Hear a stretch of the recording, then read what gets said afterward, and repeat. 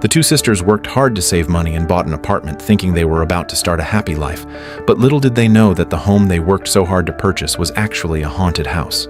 Not long after moving in, Joo-hee was driven to the edge by the noise coming from upstairs, so she decided to stick sponge pads on the ceiling in hopes of reducing the disturbance. But just as she was about to finish, the irritating noise once again echoed from above. Joo-hee immediately took out her camcorder to record the sound, planning to use it as evidence when confronting the upstairs neighbor.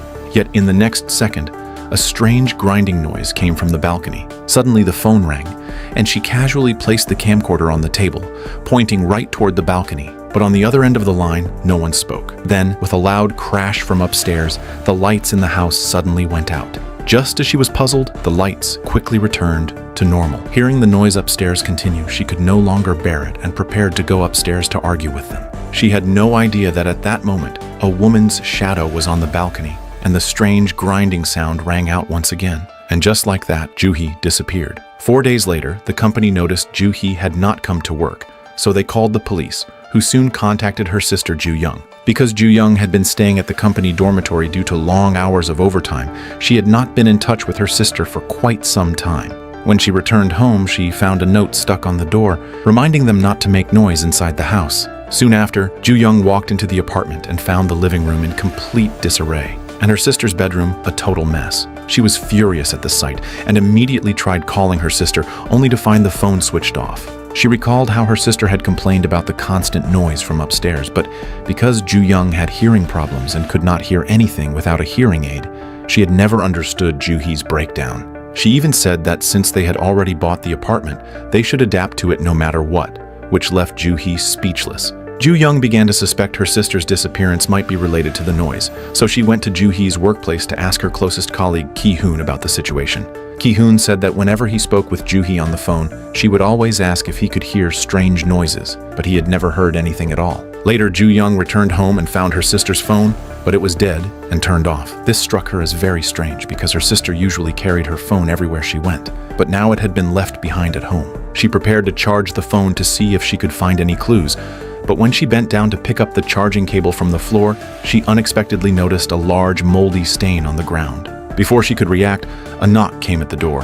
After asking who it was, she learned the visitor was the resident downstairs in 504, coming to tell her to keep quiet. Although Joo-young explained that no one had been home in recent days and the noise could not possibly be from them, the man refused to listen. His eyes were cold, and he threatened that if the noise continued, he would tear her mouth apart. After the man left, Joo-young saw a woman with long hair standing motionless at the end of the hallway, which left her terrified, and she immediately shut the door. After the phone was fully charged, Joo-young tried to unlock it, but she did not know the correct password. The next day, she went to the security office to ask the guard if he had seen her sister recently.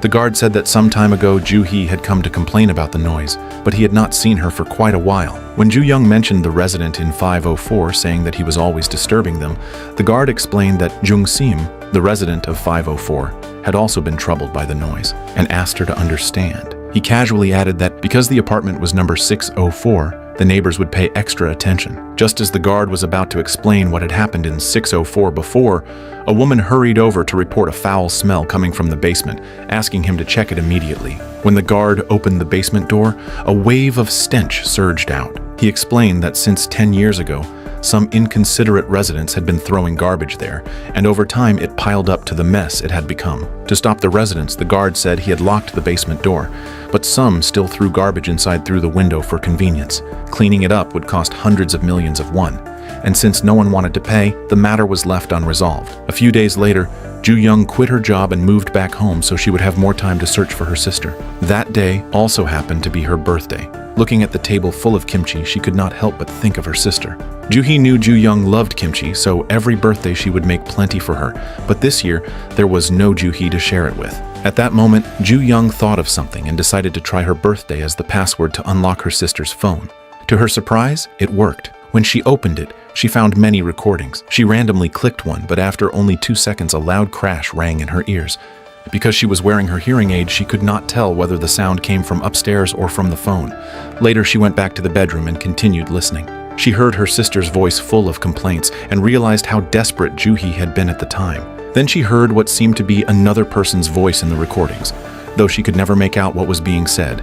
She felt as though the voice was right beside her, yet when she looked around there was nothing. The next moment, she thought she heard her sister's voice in her ear, frightening her so much that she threw the phone away. Not long after, the doorbell rang again. This time, Ju Young clearly heard her sister's voice outside, repeating the same sentence over and over. Feeling something was wrong, she refused to open the door and instead peered through the peephole. The figure outside had darkened pupils, clearly not Ju Hee. Then the strange grinding sound came again, mixed with piercing noise, tormenting Ju Young until she collapsed to the floor.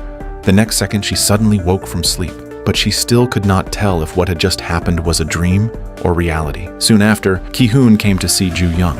During their conversation, she learned that he had actually been Ju Hee's boyfriend, and they had secretly been dating for 6 months. But he had not been able to reach her for days, so he came to ask for help. Together, they went to the local district office, where they learned from the official that months earlier, the woman who lived in apartment 604 had complained about noise and claimed to have seen ghosts. A few days later, a foul smell came from her home, and it was discovered that she had hanged herself. After hearing this, Ju Young imagined herself eating at home, but the thought that there had once been a hanging corpse in the house instantly sent chills down her spine. After that, Ki-hoon followed Ju Young back home, and this time a large note was stuck on the door, once again reminding her to keep quiet inside the house. Ju Young believed it must have been done by Jung Sim downstairs. Soon after, Ki-hoon began making missing person flyers for Ju Hee. Meanwhile, Ju Young received a call from the police asking if she had found anything new. Ju Young reported Jung Sim's threats to the police and insisted that her sister's disappearance must be related to him.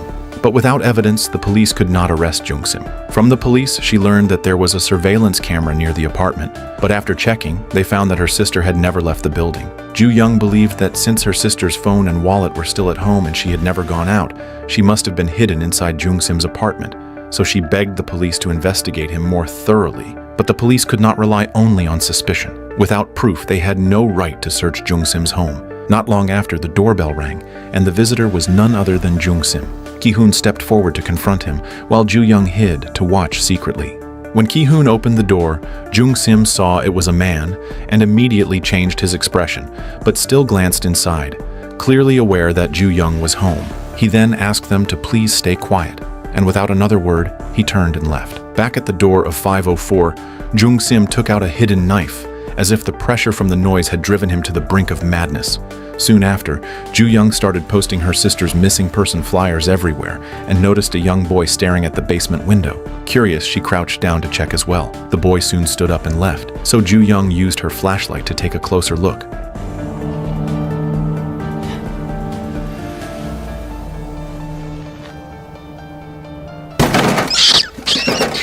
At that moment, Jong-in, who lived in 804, suddenly appeared behind her.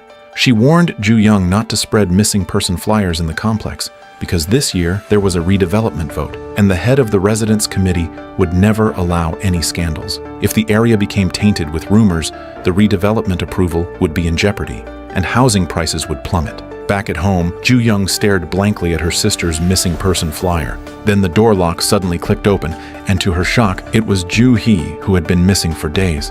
Without thinking, Ju Young ran to hug her, but her sister shoved her away and went straight into her bedroom. Ju Young rushed in to ask where she had been all this time, but when she entered, the room was empty. Just as she was confused, she heard a sound from the living room. It turned out to be another nightmare. She went to the kitchen for some water to calm herself, but accidentally saw what looked like a figure on the balcony. Terrified, she wanted to run, but Jung Sim suddenly appeared at her door, repeatedly trying to enter the code. Luckily, the shadow on the balcony had vanished, so she grabbed a kitchen knife and walked onto the balcony without hesitation. After confirming there was nothing there, she looked through the peephole and saw that Jung Sim had already left, finally letting her breathe a sigh of relief. By now, Jung Sim had been completely driven mad by the noise, searching floor by floor for the source.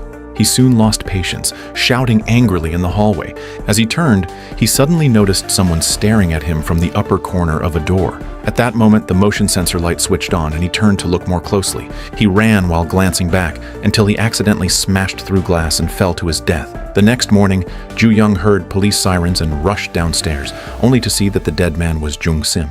The officer she had spoken to earlier came to her side, and she immediately told him the victim was the resident of 504, asking them to search his home for her sister. But the police explained they had already searched and found nothing unusual, no trace of anyone being hidden. They suspected Ju Young was imagining things due to stress over her sister's disappearance and warned her not to accuse others without proof. At that moment, the head of the residence committee also came and told her to stop causing trouble and damaging the community's reputation, or she would regret it. She even claimed that apartment 604 seemed cursed, saying everyone who lived there ended up acting insane, and even those above and below were not normal. Ju Young did not understand what she meant, so she went to apartment 804 to find Jong-in. Just then, a little girl ran past behind her, and Jong-in explained it was her mischievous daughter. From Jong-in, she learned that the woman who once lived in 704 always accused her of making noise. To get back at her, the woman stood on a chair and banged the ceiling with a frying pan, trying to give her a taste of her own medicine.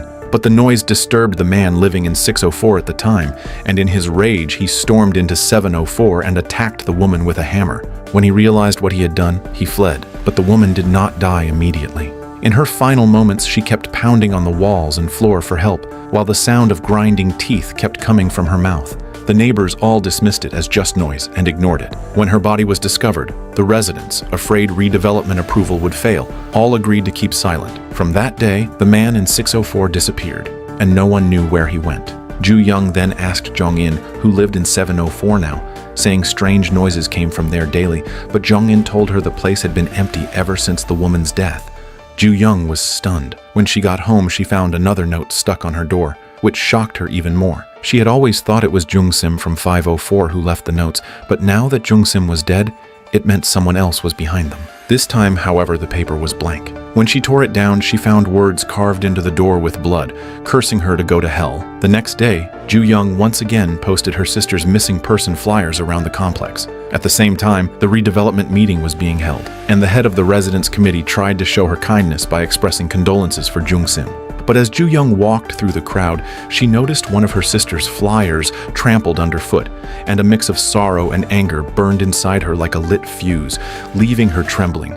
She yanked out the microphone from the chairman and shouted that her sister had disappeared mysteriously in this complex, saying she did not care about redevelopment, she only wanted to find her sister. The chairman rushed to silence her, demanding she stop, and they quickly broke into a heated argument until the residents pulled them apart. But Ju Young still refused to give up, shouting that her sister must have been hidden somewhere in the complex. At that moment, Ki-hoon arrived, saw the scene, and pulled Ju Young away. He told her that through his investigation, he had found no record of the man from 604 ever leaving on surveillance, which meant he might still be hiding in the complex. Hearing this, Ju Young suddenly thought of the basement, because the stench was so overwhelming that no one had ever searched it.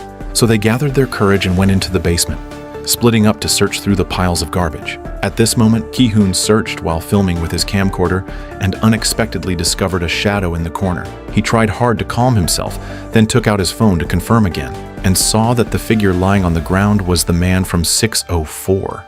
When he tried to approach to check if the man was still alive, a piercing noise suddenly rang in his ears. The next second, the man's head suddenly rolled to Ki-hoon's feet.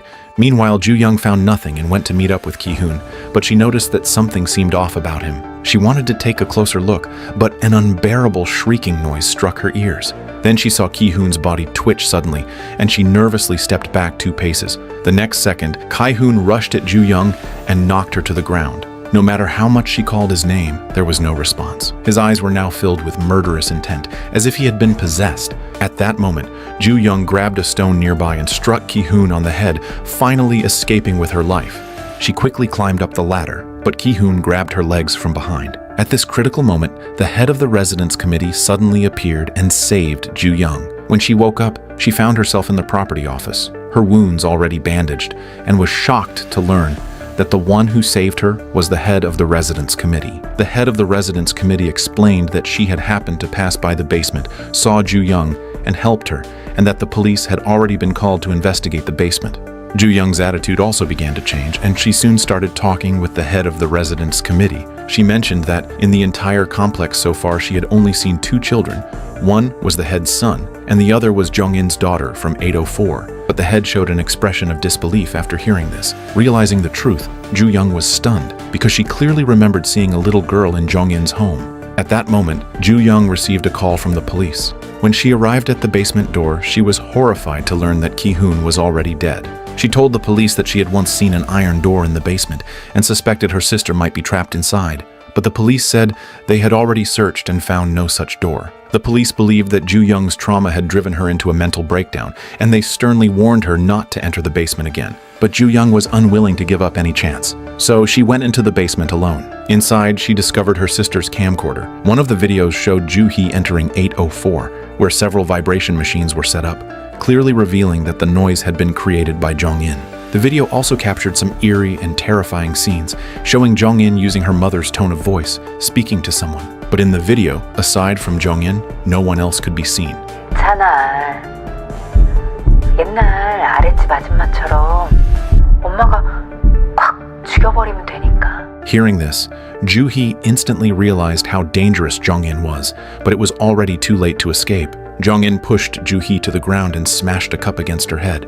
Now, Ju Young finally understood that the real culprit behind everything was Jong-in. She then heard a faint sound and followed it, eventually finding her sister hiding in the corner. Ju Hee was on the verge of death, so Ju Young quickly carried her away, but Jong-in was already waiting at the basement exit. With a smile on her face, Jong-in walked toward them holding a hammer. Ju Young quickly shut the iron door and led her sister in another direction. But after circling around, there was no other exit, so she hid her sister first and went to face Jong-in alone. From Jong-in's own mouth, she learned that the woman from 704 had also died at her hands, because the woman from 704 always complained that Jong-in's daughter ran around the house making noise, which infuriated her. So Jong-in let her daughter go play downstairs, but an accident occurred and the delivery truck killed her. She placed all the blame on the woman from 704. Jong-in slowly approached Ju Young, preparing to kill her. Seeing this, Ju Young turned and ran, hiding herself in a temporary safe spot. Then the eerie grinding sound returned, along with piercing noise, and unable to endure it,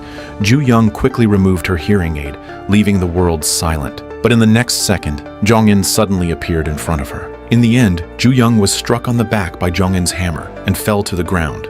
Jong-in then sat on top of her, raising the hammer to finish her, but the grinding sound rang out once again. Ju Young seized the chance to escape. As she tried to shut the door, Jong-in rushed after her, begging Ju Young to save her life. But Ju Young accidentally looked into the eyes of the woman from 704 and was so terrified she dared not raise her head.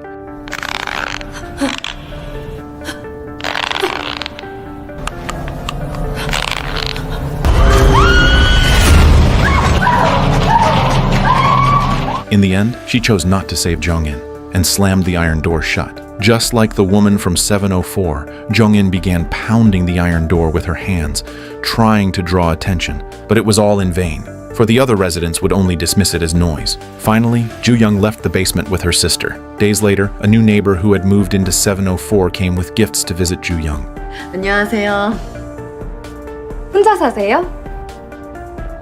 동생이랑요? Though a bit puzzled, the new neighbor handed her 2 gifts, and she promised that she would be careful not to make noise upstairs. And that is the full story of the 2025 Korean horror film Noise. This film is somewhat similar to 84 Jegup Mateo, as both take noise as their central theme, delivering a deep reflection on social realities and the psychological state of the people. The overall horror atmosphere was well done, though the storyline itself was somewhat chaotic. That concludes today's sharing. Thank you for watching, and see you in the next video.